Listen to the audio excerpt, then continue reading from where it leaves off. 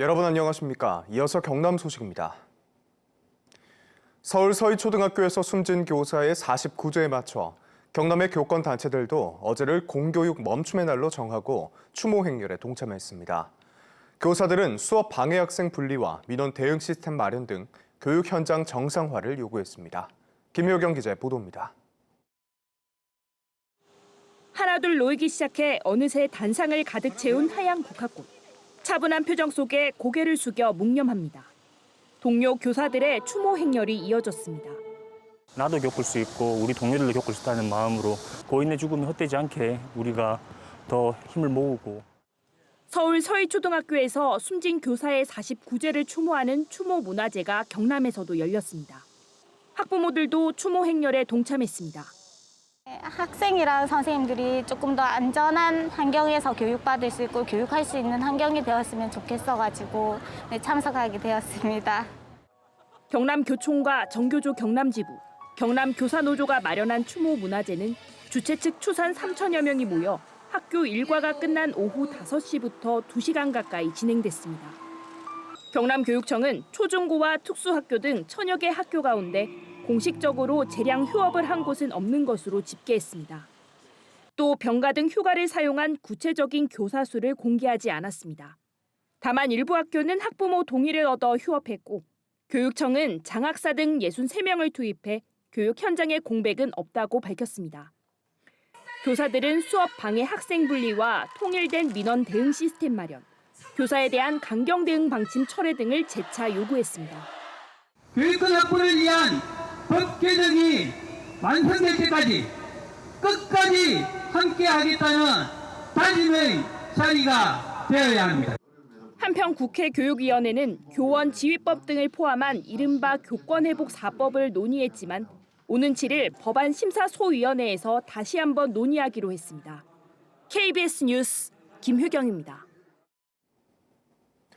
지방의원들의 사적 이해관계 충돌을 막기 위한 겸직 신고 제도가 허술하게 운영된다는 지적이 나왔습니다. 경남의 지방의원 3명 중 2명은 겸직 신고를 했지만 불성실 신고에 대해선 검증하는 절차가 없어 대책이 마련돼야 한다는 지적입니다. 이현관 기자의 보도입니다. 가족회사의 사내이사로 활동하면서 겸직 신고를 누락한 진주시의회 박미경 의원. 이견이 없는 게 실수든 어쨌든 누락된 부분이 있으니까 의회에서 그렇게 하면 하는 대로.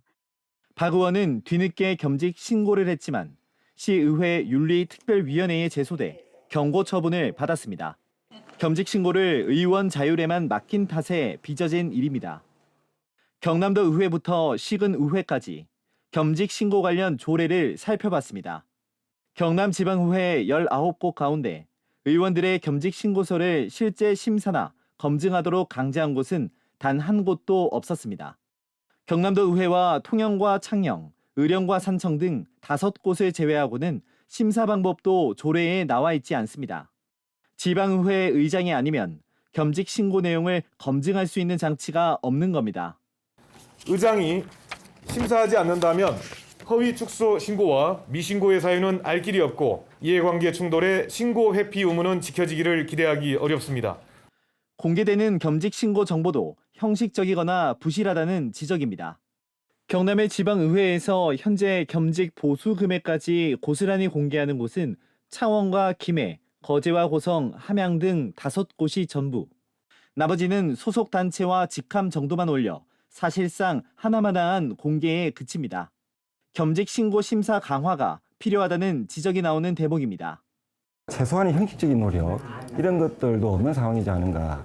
그래서 이 부분에 대해서는 우선 법령을 개정하는 준비를 해야 되겠고. 지난해 선출된 경남지방의원 334명 가운데 겸직 신고한 의원은 3명 가운데 2명 꼴인 211명. 한 명당 평균 2건의 겸직을 신고했지만 이해관계 충돌 등 이에 대한 검증은 제대로 이루어지지 못하고 있습니다. KBS 뉴스 이현관입니다. 15조 원을 투자하는 가덕도 신공항은 경남뿐 아니라 전국의 경제지도와 생활지도를 바꿔놓을 것으로 기대되는데요. KBS 창원은 정부의 가덕도 신공항 기본계획 공개에 맞춰 경남의 준비 상황을 연속 진단합니다. 교통망 분야로 경남에 건설이 시급한 고속철도와 도로는 무엇인지 천연숙 기자가 짚어봤습니다. 남부권 중심 공항인 가덕도 신공항은 이용자의 접근성 향상이 과제입니다. 개선책으로 김해에서 진해 신안 구간 고속도로 건설비 1,550억 원이 내년 정부 예산안에 반영됐습니다. 하지만 이 정도로는 경남 전체 접근성을 해결할 수 없습니다. 경상남도는 철도 2개 노선과 도로 4개 노선이 시급하다고 봤습니다. 철도는 거제 4등이 종착역인 남부내륙철도 KTX를 신공항까지 연장하는 안입니다. 진해 신안과 김해 진영철도를 신공항으로 연결하는 노선도 필요합니다. 도로는 통영에서 끝난 고속도로를 거제시로 연장해 거가대로까지 연결하는 안이 최우선. 마산 구산에서 거제 장목을 연결하는 해상도로는 현재 추진 중입니다. 진해 신항에서 가덕 신공항 직통 해상고속도로도 필요합니다. 국가철도망 구축 계획이라든지 고속도로 구축 계획들을 지금 준비를 하고 있습니다. 이번 계기를 통해서 저희들이 좀 정부에 적극적으로 반영을 해서 경남 서부권에서 신공항까지 접근성 개선도 시급합니다. 항공우주산업을 비롯한 진주와 사천, 광주 전남의 산업과 관광을 연결해야 한다는 것입니다. 이를 위해 하동에서 통영 간 제2남해고속도로와 사천에서 남부내륙철도 통영역 사이 철도 건설 방안이 제시됐습니다. 국내에 공항으로 내렸을 때에 이동이 좀 쉽게끔 할 수 있는 도로망들이 촘촘하게 돼야 되고 국토를 전반적으로 이제 순환할 수 있는 도로와 연결이 돼야. 문제는 예산입니다. 경상남도는 1단계인 철도 2개, 도로 4개 노선에만 8조에서 9조 원이 들 것으로 추산합니다.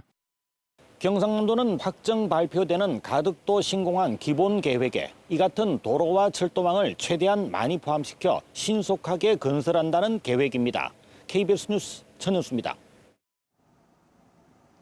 오늘도 늦더위는 계속됩니다. 밀양의 한낮 기온이 32도까지 오르는 등 대부분 지역에서 31도 안팎으로 무덥겠는데요. 습도가 높아서 체감온도는 더욱 높겠습니다. 현재 대부분 지역에 폭염특보가 발효 중인 가운데 오늘도 더위에 건강 상하지 않게 각별한 유의가 필요하겠습니다. 한편 해안가를 중심으로는 바람이 강하게 불겠습니다.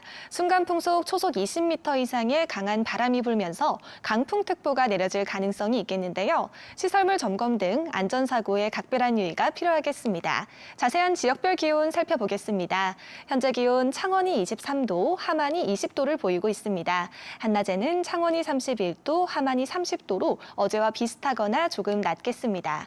서부 지역도 진주가 22도, 합천이 21도로 출발하는 아침이고요. 한낮에는 진주가 31도, 산청이 30도 예상됩니다.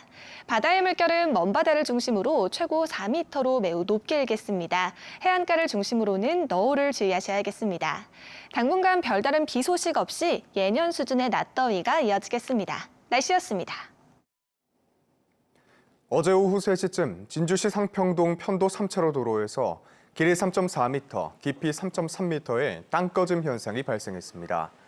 진주시는 2개 차로를 통제한 뒤 긴급 복구 작업을 진행했습니다.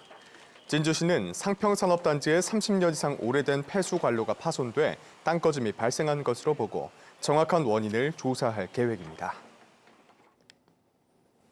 더불어민주당 경남도 의원과 기후위기 비상행동 등 경남 5개 시민사회단체는 어제 경상남도 의회 앞에서 기자회견을 열고 일본의 원전오염수 방류 중단과 경상남도 차원의 대책 마련을 촉구했습니다. 참석자들은 정부가 일본 정부의 오염수 투기 문제를 국제해양법재판소에 제소해 방류를 멈추도록 조치하고 경상남도는 일본산 수산물 수입 규제와 어민 피해 대책을 세워야 한다고 주장했습니다. 한화 에어로스페이스가 오는 25일까지 하반기 신입사원을 공개 채용합니다. 채용 직무는 연구개발, 제조 생산기술, 물류 자재관리 등으로 모두 3자릿수 규모의 신입사원을 채용할 계획입니다. 지난달 마감한 한화 에어로스페이스의 우주사업 신입 공채에는 100대 1 이상의 경쟁률을 기록했습니다. 김해시 화포천이 환경부가 공모한 3차 람사르 습지도시 인증 국내 후보지에 선정됐습니다. 김해 화포천은 2025년 짐바브웨에서 열리는 15차 람사르 협약 당사국 총회에서 최종 인증을 받을 예정입니다. 국내에서는 2018년 창녕 우포늪 등 7곳이 람사르 습지 도시로 인증받았습니다. 창원지검 진주지청은 원장 명의를 바꿔가며 전국의 여러 개의 치과를 운영한 혐의로 40대 치과의사 A씨 등 3명을 불구속 기소하고 이들에게 명의를 빌려준 B씨 등 13명도 불구속 기소했습니다.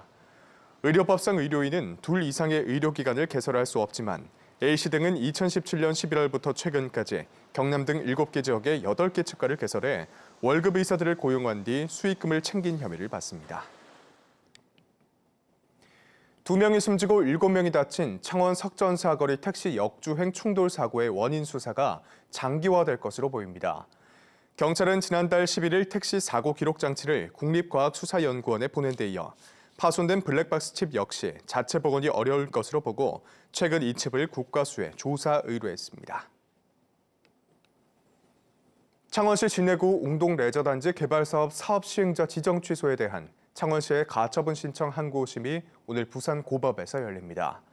앞서 지난 3월 부산 진해경제자유구역청은 진해 웅동 1지구 사업 지연의 책임을 물어 공동 시행자인 창원시와 경남개발공사의 자격을 박탈했습니다. 이에 창원시는 본안 소송과 함께 경자청의 자격 박탈을 정지해달라는 내용의 가처분을 신청했지만 지난 6월 1심 재판부는 이를 기각했습니다. 산청군이 세계전통의학 항노화 엑스포 단체 관광객 유치 여행사에 지원금을 지급합니다. 산청군은 내국인 관광객 15명 이상, 외국인 3명 이상을 유치해 지역에서 식사하는 여행사에 당일 관광은 내국인 1명당 5,000원, 외국인 10,000원을 지원합니다.